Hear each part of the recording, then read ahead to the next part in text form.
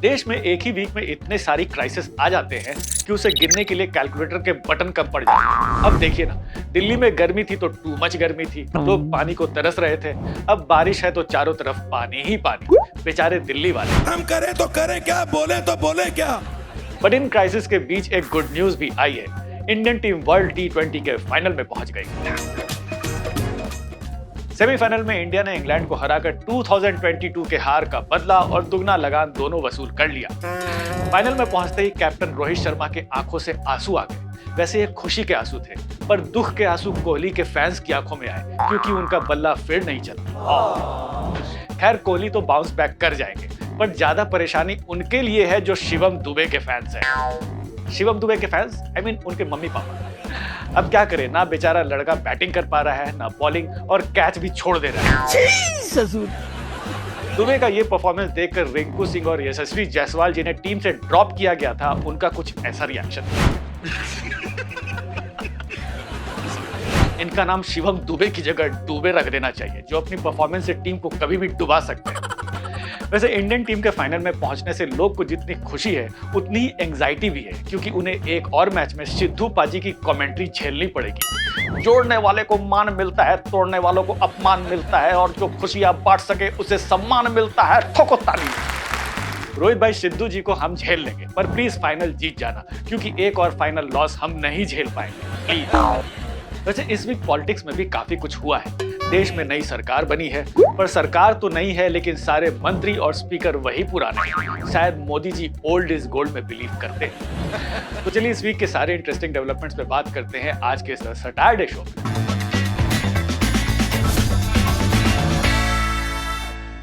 सबसे पहले वीक्स के कुछ बड़े ब्लंडर्स की बात करते हैं। सबसे पहले बात करेंगे दिल्ली में होने वाले ब्लंडर। वैसे दिल्ली में जितने ब्लंडर्स होते हैं उस हिसाब से इसे इंडिया का नहीं बल्कि ब्लंडर का कैपिटल कहना चाहिए। पहले तो यहाँ वाटर क्राइसिस, आई मीन पानी की शॉर्टेज हो गई। वाटर क्राइसिस से निपटने के लिए बीजेपी लीडर्स प्रोटेस्ट करने लगे। मजे की बात यह थी कि वाटर क्राइसिस के अगेंस्ट प्रोटेस्ट करने वाले पर पुलिस ने वाटर कैनन से पानी की बौछार कर दी।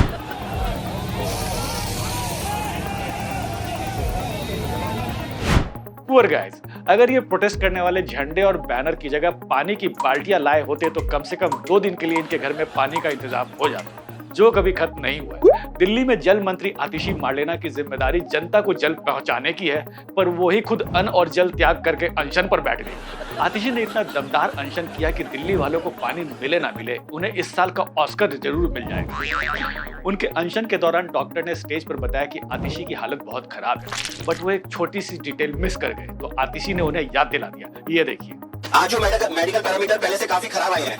जैसे मैम का जो वेट है, जब मैडम अनशन में बैठी थी 65.8 था, जो आज है 63.6, मतलब 2 किलो 200 ग्राम वेट कम हुआ है 4 दिन के अंदर। और अभी तो ये 4th डे ऑफ अनशन है, और जो आरबीएस का लेवल लगातार कम हो रहा है। और जो बीपी है, जब मैडम अनशन में बैठी थी 132/88 था, आज जो है 110/70 है, यानी कि बीपी भी काफी लो हुआ है। तो ऐसे में मैडम को एडमिशन, हॉस्पिटल में एडमिशन होने की जरूरत है। लेकिन मैडम डिसाइड करेंगी कि मैडम अनशन में जाएंगी या फिर हॉस्पिटल में।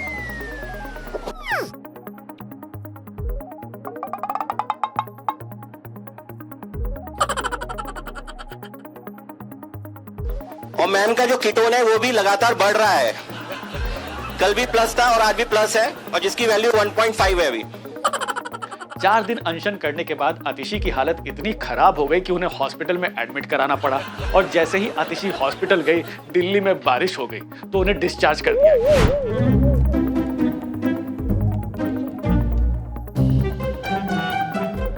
अब आसमान से वाटर कैनन की बौछार शुरू हो गई, तो ना प्रोटेस्ट की जरूरत थी और ना अनशन की। ये एंटरटेनमेंट का डोज अगले साल तक के लिए पोस्टपोन कर दिया गया। वैसे पानी के लिए तरसती दिल्ली के लिए पंजाब के सीएम भगवंत मान को तरस नहीं आया, नहीं तो वो पंजाब की नदियों से दिल्ली को पानी दे देते। जबकि दोनों जगह आम आदमी पार्टी की ही सरकार है। आम आदमी पार्टी की ये पहचान है कि जैसे ही कामयाबी मिलती है, सबसे पहले वो अपनों को ही साइड कर देते हैं। एक ब्लंडर अरविंद केजरीवाल के साथ भी हो गया। बेचारे को हर बार बेल मिलते मिलते रह जाता है। अब ईडी केस में बेल मिलने की उम्मीद थी, तो उन्हें सीबीआई ने अरेस्ट कर लिया। मुझे तो लगता है कि केजरीवाल खुद ही जनता से परेशान होकर के जेल के अंदर ही रहना चाहते हैं। अरे भाई, एक तो भाई ने जनता के लिए सस्ते दारू का इंतजाम किया, अब पानी का इंतजाम भी करे। इतनी डिमांडिंग जनता से सीएम परेशान नहीं होगा तो क्या होगा? बेशर्मी की भी हद होती है। दिल्ली के साथ प्रॉब्लम यह है कि वाटर क्राइसिस खत्म होने का नाम ही नहीं ले रहा। पहले तो लोग इसलिए परेशान थे कि पानी मिल नहीं रहा, अब इसलिए परेशान है कि पहली बारिश में ही इतना पानी मिल गया कि रोड पर पानी पानी हो गया। दिल्ली में रहने वाले लोगों को अभी तक कच्छ रेगिस्तान का फील आ रहा था, लेकिन एक ही बारिश में वेनिस वाला फील आने लगा। एकदम इन्होंने वक्त बदल दिया, जज्बात बदल दिए, जिंदगी बदल दी। दिल्ली में इतना पानी भर गया कि कहीं धरना देने या प्रोटेस्ट करने की जगह भी नहीं बची। अब दिल्ली में अमीर लोगों को पानी में ऐसे चलना पड़ेगा।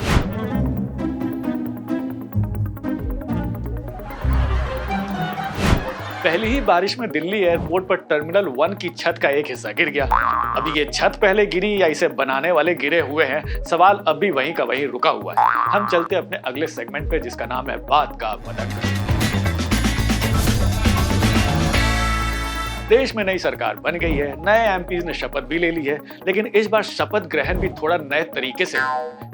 जैसे हैदराबाद से सांसद असाउद्दीन ओवैसी ने जय फिलिस्तीन का नारा लगाया और उनकी बात का बतंगड़ बन गया। जय भीम, जय मीम, जय तेलंगाना, जय फलस्तीन, तकबीर, अल्लाहु अकबर। वैसे तो पार्लियामेंट में फॉरेन मिनिस्टर एस जयशंकर भी भारत की तरफ से फिलिस्तीन को समर्थन दे चुके हैं, लेकिन शपथ ग्रहण के समय जय फिलिस्तीन कहने की उतनी ही जरूरत थी जितनी मैगी बनाते समय अलग से हल्दी डालने की होती है। अब आप ही सोचिए, अगर सभी एमपीज एक एक एक्स्ट्रा कंट्री की जय बोलने लगे तो दुनिया के देश कम पड़ जाते, क्योंकि देश में सांसद 543 है, जबकि दुनिया में देश सिर्फ 195 ही है। फिर नेताओं के बीच अपनी फेवरेट कंट्री का नाम लेने पर भी लड़ाई हो सकती है। अब कल को कोई जय चीन, जय पाकिस्तान कहने लगे तो और प्रॉब्लम हो जाएगी ना।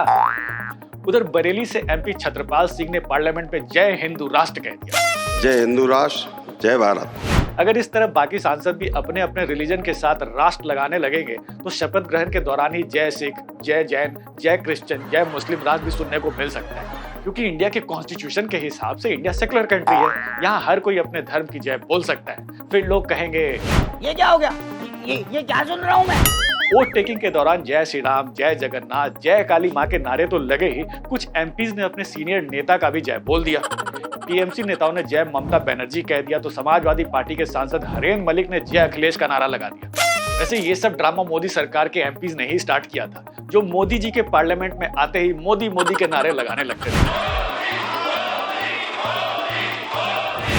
लेकिन अब मामला शपथ ग्रहण तक आ गया है तो आगे बड़ी प्रॉब्लम हो सकती है। अभी जो शपथ 2 मिनट में हो जाती है, उसके लिए 2-2 घंटे लगेंगे।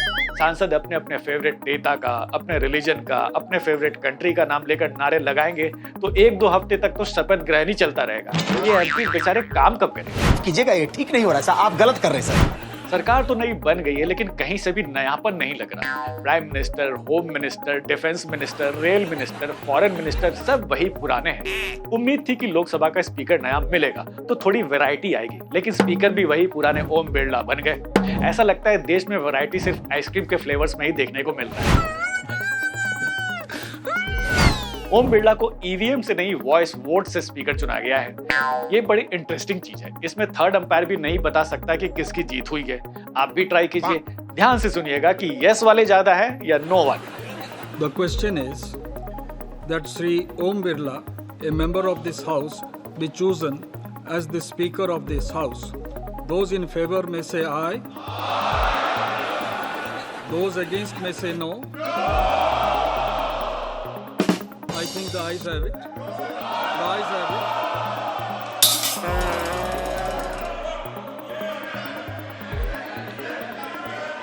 The motion is adopted. सोचिए, प्रोटेम स्पीकर को नो सुनाई ही नहीं दिया, जबकि नो ज्यादा तेजी से बोला जा रहा था। नो। खैर, कोई चाहे जितना आरोप लगाए कि गलत चुनाव हुआ है, लेकिन सच यही है कि जिसकी आवाज में है दम, वही है वहां का बाजीराव सिंघम। ओम बिरला के स्पीकर की कुर्सी पर बैठते ही पार्लियामेंट में नॉस्टैल्जिक सा माहौल हुआ। सारे ऑपोजिशन एमपीज उन्हें फेयर रहने की रिक्वेस्ट करने लगे और पुराना टाइम याद दिलाने लगे, जब वो एक ही इशारे से सरकार के बिल को पास कर देते थे और ऑपोजिशन के एमपीज को सस्पेंड कर देते थे। सबको सस्पेंड कर दो। सांसदों ने कहा कि इस बार ये सब नहीं होना चाहिए, लेकिन गजनी के आमिर खान की तरह ओम बिरला 15 मिनट में ये सब भूल गए और विपक्ष के सांसदों को डांटने लगे। किस पे आपत्ति नहीं, सलाह मत दिया करो। चलो बैठो। कहाँ एक स्पीकर मीरा कुमार हुआ करती थी जो मुस्कुरा मुस्कुरा कर कहती थी बैठ जाइए बैठ जाइए। कहाँ एक ओम बिरला है जिन्हें कुछ भी कहा जाता है तो वो ऐसे रिएक्ट करते हैं। हम मालूम है तेरे बाप को मत सिखा चल। एक बार तो ये भी कह दिया कि अभी समझा रहा हूँ, अगले 5 साल ये मौका नहीं आना चाहिए। जब स्पीकर सीट से खड़ा हो जाता है तो मैं माननीय सदस्यों को अवगत कराना चाहता हूँ वह बैठ जाए करें। ये मैं पहली बार कह रहा हूँ, मुझे 5 साल कहने का अवसर नहीं मिलना चाहिए। ये देखकर लगा कि ओम बिरला जी लोकसभा स्पीकर चाहे जैसे हो लेकिन क्लास टीचर बहुत अच्छे बनते हैं। कुल मिलाकर ऐसा लग रहा है कि ना स्पीकर के काम करने का तरीका बदला है ना माइक का, सॉरी सरकार का। लेकिन पिछले 10 सालों में ऑपोजिशन काफी कमजोर था तो एमपीज में मारपीट होने और कुर्सियां चलाने की परंपरा खत्म हो गई। इस बार ऑपोजिशन मजबूत है तो उम्मीद है कि पुरानी परंपरा एक बार फिर जिंदा हो जाएगी। तेरे को बोला मेरे को बोला ये लो पहनो। बस गुस्से में कोई एमपी माइक की जगह सेनगोल ना उखाड़ ले। एक तो ऐसे ही समाजवादी पार्टी के नेता सेनगोल के पीछे पड़े हुए। वैसे पार्लियामेंट में एक और नई चीज आई है जो पिछले 10 साल से गायब हो गई थी, leader of opposition. Yes, Rahul Gandhi को लीडर ऑफ ऑपोजिशन बनाया गया है। कांग्रेस के लिए ये भी एक बहुत बड़ी बात है। 10 साल में पहली बार उनका कुछ बना है। अभी तक तो उनके नाम से सिर्फ मीम्स ही बन रहे थे और वो भी खटाखट। राहुल के लीडर ऑफ ऑपोजिशन बनने से लगा कि सब कुछ फ्रेश होगा, पर कांग्रेस ने सैम पिट्रोडा को फिर से ओवरसीज कांग्रेस का चीफ बनाकर वही किया जो सब्जी वाले करते हैं, ताजे सब्जी में से एक दो सड़ा हुआ माल डाल देते हैं। मूविंग ऑन, टेलीकम्युनिकेशन एक्ट 2024 भी लागू हो चुका है। इस बात में बतंगड़ बनने वाली कोई बात नहीं है, लेकिन इसके बाद आप जिंदगी भर में 9 से ज्यादा सिम कार्ड नहीं ले पाएंगे। इस बात से लोगों को भले परेशानी हो लेकिन शायरों को कोई प्रॉब्लम नहीं है। वो कह रहे हैं कि जब जिंदगी ही 4 दिन की है तो 9 सिम लेकर क्या करेंगे। इस बीच रिलायंस जियो ने अपने सारे रिचार्ज महंगे कर दिए। लोग कह रहे हैं कि ये फैसला मजबूरी में लेना पड़ा है। जब बेटा रोज प्री वेडिंग करेगा तो बाप को कहीं ना कहीं से तो एक्स्ट्रा इनकम करनी पड़ेगी।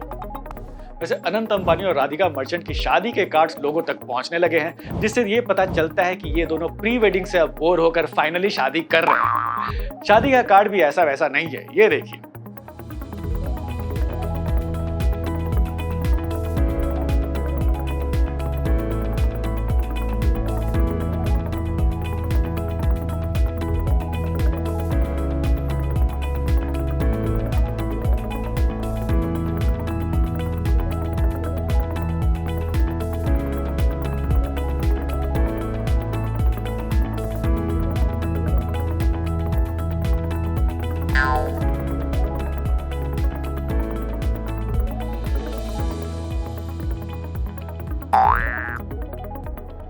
जिनको कार्ड मिला वो तो पहले चौंक गए कि कार्ड की बजाय सूटकेस तो नहीं भेज दिया। जितना महंगा ये कार्ड है, मिडिल क्लास लोग इतना महंगा शादी का गिफ्ट नहीं दे पाते। अनंत अंबानी के अलावा सोनाक्षी सिन्हा और जहीर इकबाल की शादी पर भी खूब डिबेट हुई। इंटर रिलीजन मैरिज पर बहुत लोग की भावनाएं आहत हो गई। इस बार बेगानी शादी में अब्दुल्ला की जगह रामू श्यामू और पप्पू दीवाना हो गए, क्योंकि इन सबको दोनों की शादी कबूल नहीं। ये हमका कबूल लेना। पर शत्रु भैया ने सबको कह दिया खाबो सबे ताश के तिरपनवे पत्तल लंजो पंजो चुप। सोनाक्षी सिन्हा ने किसी को इनवाइट नहीं किया। इस बात का गुस्सा लोग ये कहकर निकाल रहे थे कि एक हिंदू लड़की ने मुसलमान लड़की से शादी कर ली। एक बार फिर प्रूफ हो गया कि अपने देश में शादी बिना तमाशे की नहीं हो सकती, भले वो तमाशा घर वाले करे या ट्विटर वाले।